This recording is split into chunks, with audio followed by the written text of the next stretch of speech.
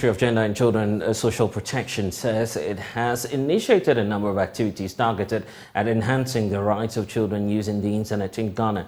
The ministry, in a statement to mark the Day of the African Child, explains that the recent search conducted by the government of Ghana in collaboration with its international partners reveals that almost 30% of children in Ghana using the internet have encountered offensive content on the space. Here are excerpts of that statement indicating that, of course, sincere compliments on the Day of the African Child from the Department of Children and also the parent organization, the Ministry of Gender, Children and Social Protection, to all children in Ghana. As always, UNICEF, GES and all these international partners and other partners are equally working with the ministry to make the celebration a success. Now, every year on June 16, we pay tribute to the school children of Soweto, South Africa, who fought against racial aggression and mistreatment of black children in schools by observing the Day of the African Child. Now, the subject matter for the 2023 celebration is the right of the child in the digital environment. The choice of this theme is laid on the foundation to observe a significant impact of digital age on how children exercise and realize their rights. Then the statement goes ahead to point out that according to a recent study conducted by the Ministry of Communication and Digitization and other partners into child online practices in Ghana, while 7 out of 10 young people use the internet for learning, it is concerning that 4 out of 10 children and adolescents have contacted someone online they have never met in person. 2 out of 10 of these children, adolescents, have also met someone in person who they first got to know on the internet. It is also worth noting that almost 30% of kids and teenagers reported having internet experiences that irritated or offended them. Here are excerpts and very staggering figures that I want to bring in Awa Damamenya, who's the Executive Director for Child Online Africa. Thank you for spending some time with us on the Day of the African Child. Your organization is dedicated towards creating a safe internet environment for children. But looking at these figures that we have, it appears that we have a lot more work to do. Where do we start off from? Policy measures or getting parents involved? Yeah, good afternoon, Blessed, and good evening to your viewers. And thank you for the opportunity.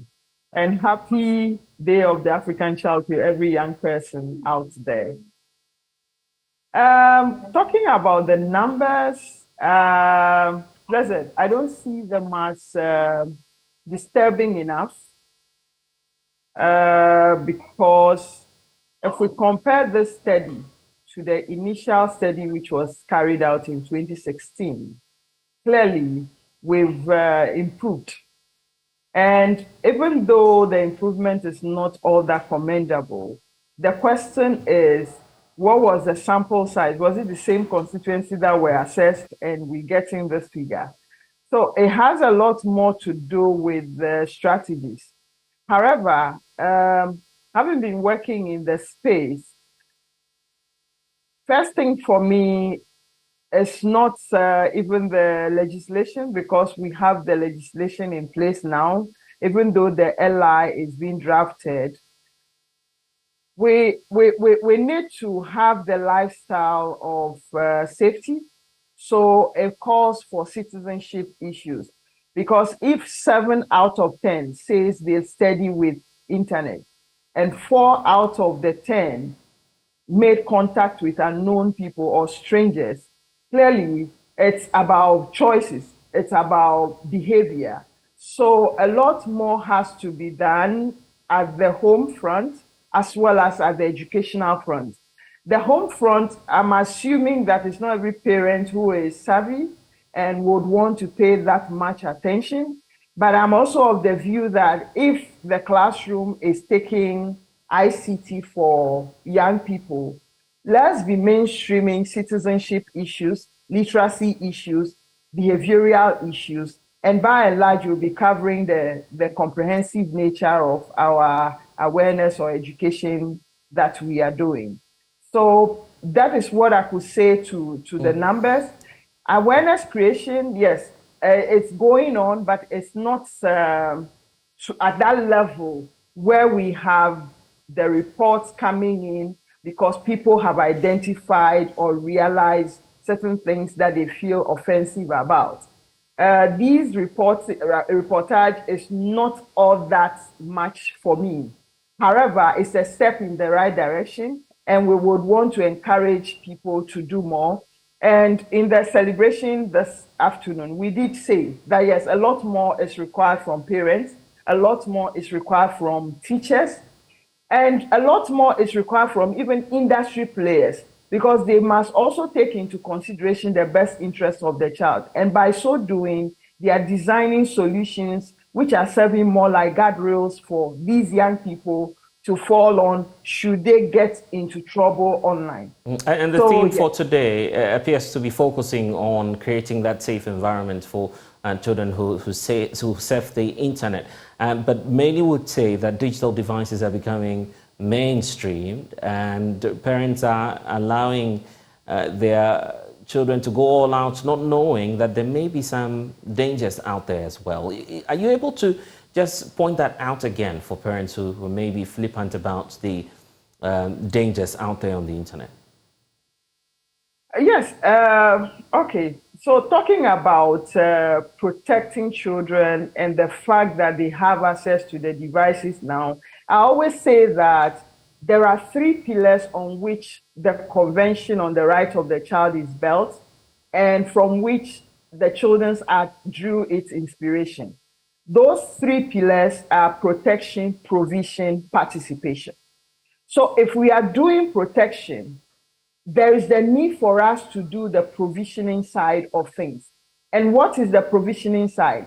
Giving them the skills, giving them devices which are safe and secure, giving them the space which is child-friendly enough so they don't stumble upon things too much in order to get into trouble. And then the participation until they have the skills and the provision, they will not be able to participate effectively.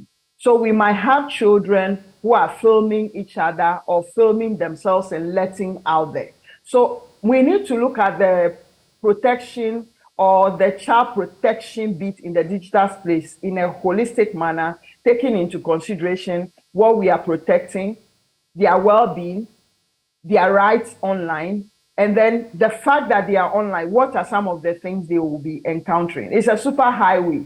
Until we hold their hands to show them the road. We will talk, and it's not a one-off conversation. You can't have this on annual basis. It has to be in continuum. And talking about at school. Yeah, and talking about the irritating or harmful content that some of these young persons come into contact with on the internet, it appears that issues of sextortion or child pornography, as many will call it, are still rating high at some of the dangers that these children are exposed to.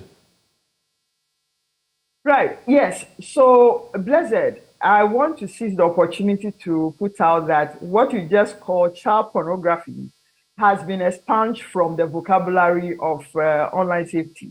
So we don't have child pornography anymore, but we have child abuse imagery or child abuse or child sexual exploitation and abuse.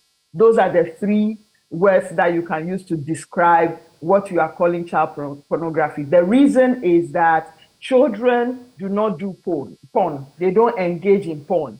It's adults who coerce them into it. So they are being groomed into it. So we consider that as a form of abuse to children rather than their act involution.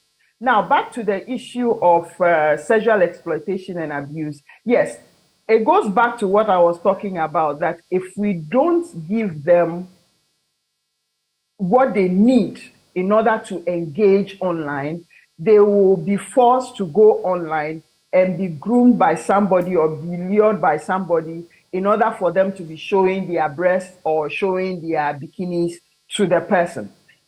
A lot of adults are even falling victim to that. So until we have these children to understand that those things have repercussions for them, they have their footprint at stake, they have their future education and employment at stake, very little will be done about it. So we don't want children to always be protected, but we want them to be empowered enough for them to participate as well. We want them to be empowered enough for them to report incidents should they happen. And I'm happy some are reporting and we are getting those things and taking them offline.